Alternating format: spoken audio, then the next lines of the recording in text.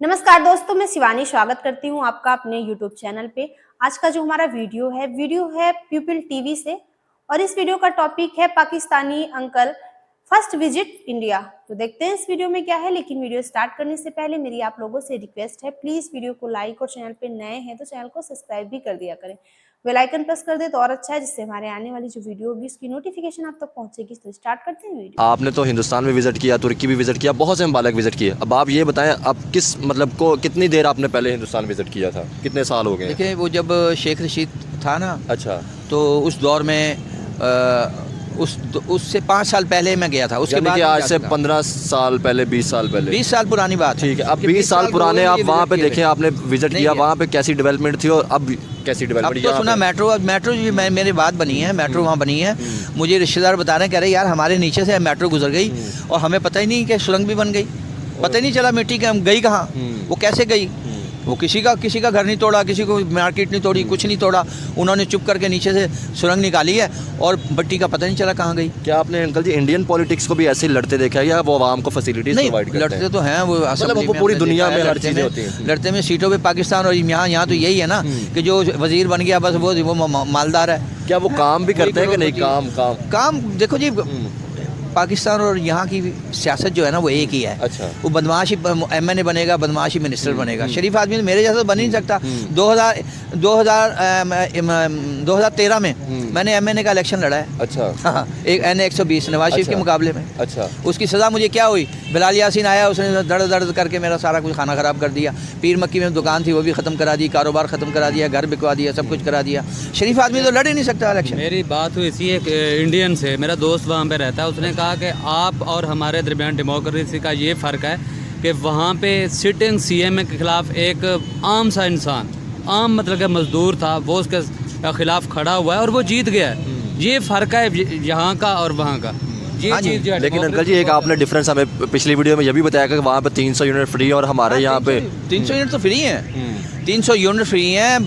नलके का बिजली बिल फ्री है, नलके का बिल फ्री है। गैस हाफ रेट पे है। इतना बड़ा सिलेंडर होता है वो उनका, वो हाफ रेट पे देते हैं उनको। जो झोपड़पट्टी बनी हुई है ना, उनके राशन कार्ड बने हुए हैं। राशन कार्ड के मुताबिक वो ट्रक आएगा हर हफ्ते, वो आपका हाँ जी 10 बंदे हैं, लो जी ये लो जी, इतना सामान लाओ जी, पैसे दो, ये सामान ले जाओ।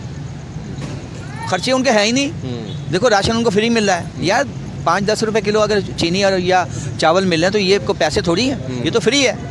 अब राशन फ्री है। 1 रुपये में 100 पाइये होती थी, 3 तो 3 टैडी पाइये हम लेके जाते थे। उसमें बड़े खुश होकर खाना खाते थे, बड़ी बरकत थी। अब तो भाई 1000 रुपये तोड़ाओ नाश्ते में पता नहीं चलता और कमाइयाँ हैं ही नहीं। गरीब आदमी तो मर गए हैं यहाँ, कुछ भी नहीं। पाकिस्तान में तो बेड़ा गर्क हो गया गरीब आदमी का। अंकल जी अगर हम स्टैंड लेना चाहें, आप हमारे साथ हैं, हम किस तरह कह सकते हैं कि यार ये दरवाज़ा तो खुलना ताकि ट्रेड हो, ताकि आ जा सके, जो लोग मिस करते हैं अपनी फैमिलीज़ को, ताकि वो मिस कर सकें? देखें, ये गवर्नमेंट लेवल पे ना इनके ताल्लुकात बहुत ख़राब हैं। अगर हमें सिविल सोसाइटी को कहेंगे ना कि यार वहाँ जाके ज़रा बातचीत करो, तो हमारी भी बातचीत है वहाँ हाई लेवल में। मैंने आपको बताया था DG फॉरेन अफेयर वो यहाँ डॉक्टर TCA राघवान साहब, वो यहाँ से वो वहाँ से उन्होंने मैसेज भेजा कि यार लाहौर वालों से, भगत सिंह वालों से को हमसे बात करें। तो मैंने उनसे बात की, बड़े खुश हुए। ओ वाई नॉट, कहेंगे मेरा नंबर लिखें आप। मैं कहा सर आपका नंबर व्हाट्सअप नंबर नहीं है, आपने दफ्तर का नंबर दिया। ओ वाई नॉट, लिखें आप, अपना भी मुझे दें। वो भी इतने खुश होते हैं यार वो लोग। लेकिन ये हाई लेवल की पॉलिसी जो है ना कि आप मिले रहो और 2 लोगों को लड़वाए रहो, इंडिया हमारा दुश्मन है, इंडिया हमारा दुश्मन है, इंडिया हमारा दुश्मन है। वो कहाँ से दुश्मन आ गया? अभी देखो ना, बॉर्डर खोलो। अब मैं देखता हूँ वीज़ा फ्री कर दो, सारा पाकिस्तान उधर होगा। कौन सा दुश्मन है? एवं पे ड्रामेबाजी की हुई यार, बेफजूल। इंडिया हमारा दुश्मन है, 14 अगस्त मनाओ, फलाना मनाओ। यूरोप वाले पागल हैं, वो तो नहीं मनाते 14 अगस्त, वो तो जश्न आज़ादी नहीं मनाते हैं। चाइना वाले तो नहीं मनाते। ये करोड़ों रुपए तुम लगा देते हो झंडों पे। यही झंडे अब किसी बच्ची के हमसाये से पूछो कि तेरी बच्ची ब्याने वाली है, उसको ये पकड़ी बीबी, ये अपनी राशन फ्री कर दे, लोगों को फैसिलिटीज बिजली में कोई कर। फजूलियात में जो है ना हमारी कौम सबसे आगे है, फजूलियात में। लेकिन किसी का हक देने के लिए इनको मौत आ जाती है कि नहीं जी, किसी का हक नहीं देना हमने, है। रोज़े रखे जाओ, नमाज़ें पढ़े जाओ, बस रमज़ान पूरा सारा साल करप्शन करो और वो करप्शन करके पैसे दो उनको। ओए मेरी सीट रख ली, आखिरी हफ्ते मैं मक्के जाना, हाँ उसे जाके। और लोगों को चक्कर देने से ना चक्कर ख़त्म नहीं होंगे, वहाँ चक्कर लगाने से चक्कर नहीं ख़त्म होंगे। जब तक लोगों को चक्कर जो दिए हैं ना, उसकी माफ़ी उसकी तलाफ़ी नहीं करोगे जब तक ख़त्म नहीं होंगे। उम्रे का हज करने से कुछ नहीं होता। मेरा आपसे वो सवाल नहीं है, इतना मुश्किल सवाल नहीं है कि हम अपने मुल्क के अंदर जो हमारे यहाँ पर जैसे बलूचिस्तान तुर्बत से काफ़िला चला था, डॉक्टर मारंग लेके आई थी पैदल ही, वो जी मिसिंग पर्सन वाला, वो बैठे थे इस्लामाबाद तक 2 माह तक बैठे रहे, लेकिन उनके कोई भी ऐसा शख्स नहीं आया सियासतदान की तरफ से, या कोई उठ के, या मैंने नहीं देखा कि पंजाब से कोई जाके उनका साथ दिया हो, या उनसे कोई वो किया कि आप हमारे भाई हैं, आप ये हमारी बहनें हैं। ये चीज़ करनी चाहिए थी। हाँ, और नफरत पाकिस्तानी है हमारे भाई, पाकिस्तानी है, पाकिस्तानी भाई। इस तरह का लॉस जो है 1971 में हम अपना एक अलग जो बांग्लादेश की सूरत में जो है वो नुकसान कर दिया। इस पे क्या कहेंगे कि ये क्यों ऐसा हुआ कि वो बलोच क्यों नाराज़ हैं? आप देखें रिसेंटली ये गवादर पे अटैक हुआ है और ये चाइनीज़ प्रोफेसर पे भी अटैक हुआ है, तो आप इसका हल किस तरह देखते हैं, ये बता दीजिएगा। तो सर बात ये है कि देखें, मैं 1 महीना अपनी वाइफ के साथ ना जमात में गया था। अच्छा। 1 महीना मैं ग्वादर में रहा। अच्छा। सारा ग्वादर एक पूरा 25 दिन हम रहे, 3 दिन आने में, 3 दिन जाने में कराची, 6 दिन वहाँ कराची में रहे, बकाया 25 दिन हम वहाँ ग्वादर में रहे। लेकिन हमें किसी ने ये नहीं कहा कि तुम क्यों आए हो, वापस जाओ, भागो यहाँ से, दौड़ो यहाँ से। उन्होंने हम बड़ी बड़ी इज्जत की, खाना ये वो हर चीज़ का ख्याल रखा। लेकिन पता नहीं वो क्यों नाराज़ हैं, किस वजह से नाराज़ हैं। कि एक तरफ आप कश्मीर की बात करते हैं कि यार हमने कश्मीर को आज़ाद कराया, राइट्स देने, एक तरफ आप अपनी बलूचिस्तान जो बड़ा सूबा है उसको राइट्स नहीं दे रहे। देखो ना, अब बात यह है कि देखो, अब जब आप उनको उनका हक नहीं देंगे, मेरे घर में एक गैस निकली है और मुझे नहीं दी जा रही है, और यहाँ से जनाब वो भाटी पहुँचा दी है, मैं समनाबाद में बैठा हूँ। ये समनाबाद का चौक गोल चक्कर 1 नंबर है, हम वहाँ बैठे हैं। अब यहाँ मेरे पास गैस निकली है, तो पहले से सबसे पहले मेरा चूल्हा जलना चाहिए, ना कि भाटी का। भाटी यहाँ से 5-6 किलोमीटर है। बिल्कुल सर, यही सवाल है वहाँ के लोगों का। यही बलोच यही कहता है कि रिसोर्सेज जो हैं पूरा मुल्क इस्तेमाल करता है, लेकिन फैसिलिटीज़ वहाँ पर कम है, इंफ्रास्ट्रक्चर वहाँ पे कम है। सी पैक का जो मंसूबा बना था उसमें जब रोड्स बना रहे थे, एक मज़दूर तक जो है चाइनीज़ अपने साथ लेके आए थे। तो क्या उन लोगों को बेनिफिट मिला है, या उनकी ज़िंदगियों पे क्या तब्दीली है? तुमन से एक रोड निकलता है तुर्बत तक, वो इतना खस्ता हाल है, यकीन करें कि अगर मरीज़ को वहाँ से लेके आए ना तुर्बत तक, वो रास्ते में ही दम तोड़ देते। हाँ जी। अब ये ऐसी हालात, ऐसी वो चीज़ें थी, बैठ के लोगों को जो है ये करना चाहिए था और वो नहीं कर रहे। और देखो फिर ये जो मिस पर्सन है ना, ये सब इनकलाबी हैं। जब किसी कौम का हक मारा जाता है ना, तो फिर इनकलाब आता है, उसको कहते हैं क्रांति। फिर सर कहीं ना कहीं इन हालात में लीडरशिप का फुकदान है। जिस तरह अगर इंडिया के अंदर, भारत के अंदर मोदी साहब हैं, वाजपेयी थे, और सारे जब से मतलब कि वो मुल्क आज़ाद हुआ है ब्रिटिश से, तो वहाँ पे डेमोक्रेसी जो है उसका एक सिलसिला चलता आ रहा है। हमारे अंदर तो 4 मार्शल लॉ लग गए, एक आता है, दूसरा डिक्टेटरशिप उस पर बैठ जाता है, वो कहता है इसको हटा दो, इसको बिठा दो। ये सार अगर हम देखते हैं, फिर एक प्राइम मिनिस्टर आता है कि इंडिया के साथ हमने ट्रेड नहीं करनी, दूसरा आता है कि रिक्वेस्ट करना शुरू कर देता है हमारे साथ आएँ ट्रेड करें, हमारा मुल्क जो है मुश्किल में फंसा हुआ। फिर वहाँ से भी रिप्लाई यही आ जाता है कि हमने ट्रेड नहीं करनी।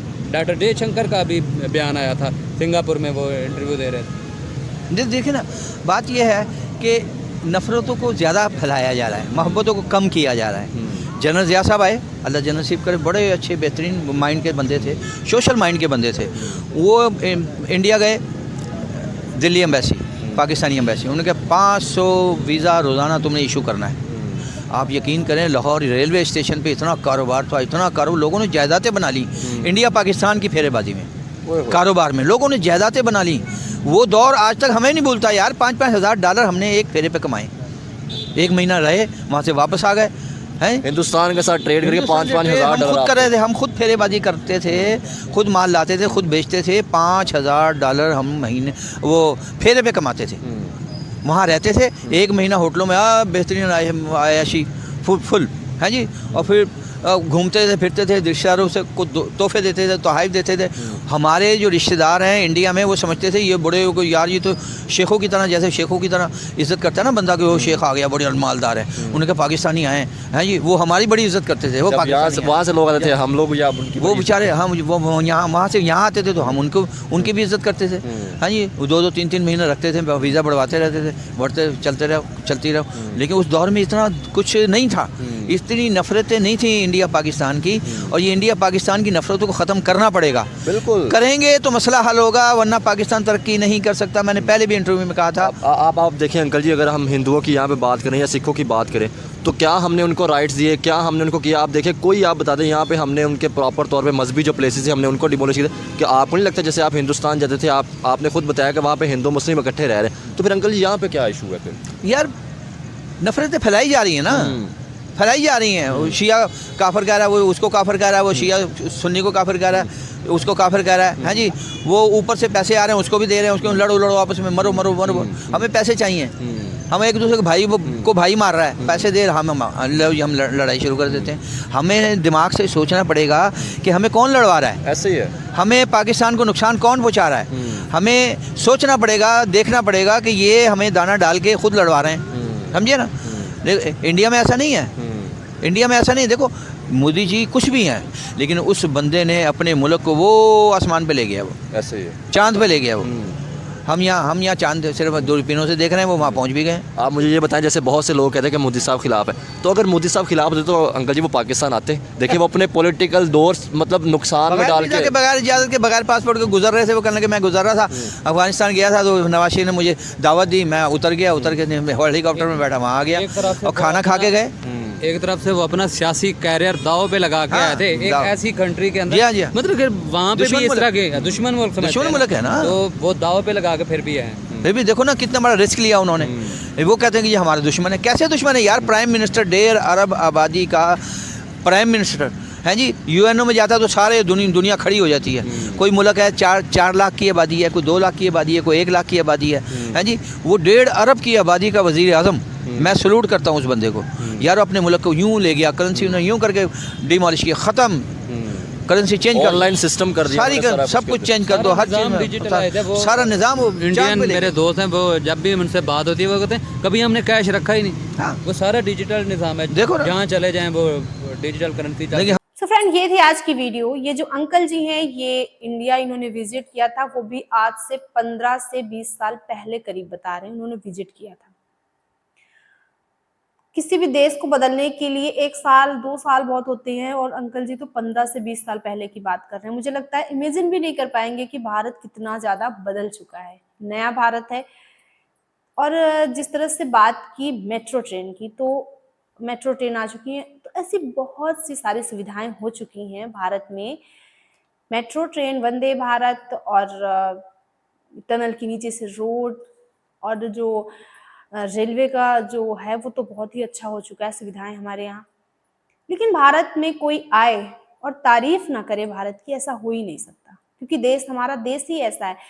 हाँ, पाकिस्तान से कुछ जाहिल होते हैं जो वहां बैठे बैठे बात करते हैं कि भारत में गरीबी बहुत ज्यादा है, ये है वो है। उन्होंने कभी फिल्में देखी होंगी पहले की, तो उसी हिसाब से इमेजिन करते हैं। लेकिन जो भारत आता है उसको पता है कि जो असलियत है वो क्या है। क्योंकि अंकल जी तो 15 से 20 साल पहले आए थे, तब की बात कर रहे हैं। हाँ, लेकिन जब पाकिस्तान की ट्रेड होती थी भारत से, तो तुम्हारी मौज थी। इमरान खान 2019 में उन्होंने कहा कि भारत से कोई ट्रेड नहीं होगी, और पनौती पाकिस्तान से हमारा भी पीछा छूट गया। अभी एक जो व्यापार के जो आंकड़े सामने आए, भी कुछ दिन पहले की न्यूज है, जिसमें से कि मेडिसिन, शुगर और कुछ खाने पीने की सामान जो है वो भारत से जाती है। लेकिन भारत ने पाकिस्तान से कुछ भी इंपोर्ट नहीं किया। ये हमारे लिए खुशी की बात है कि भारत पाकिस्तान पे किसी भी तरह से निर्भर नहीं है, तो हमें रिश्ते बेहतर करने की जरूरत भी नहीं है। बेशक वहां से पाकिस्तान से कई लीडर जो कि बात करते हैं ट्रेड करो, घुटने पे आए हैं भारत के, लेकिन भारत ट्रेड नहीं करना चाहता, और अच्छा भी है, नो ट्रेड नो रिलेशन।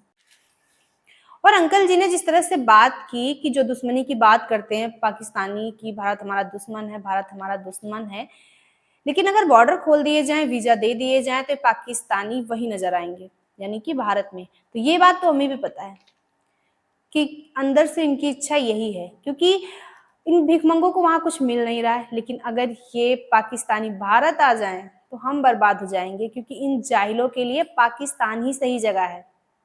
क्योंकि जब से पाकिस्तान से भारत के रिश्ते खत्म हुए हैं, कोई भी मतलब नहीं है, कोई रिलेशन नहीं है, तब से भारत तरक्की कर रहा है। पाकिस्तान हमारे लिए पनौती है, तो पाकिस्तान से दूरी बनाए रखने में ही अच्छा है। बाकी आपकी क्या ओपिनियन है इस वीडियो पे, हमें कमेंट बॉक्स में जरूर शेयर करें। वीडियो को लाइक, चैनल को सब्सक्राइब करें। मिलते हैं नेक्स्ट रिएक्शन में किसी अच्छे से टॉपिक के साथ। तब तक के लिए थैंक यू।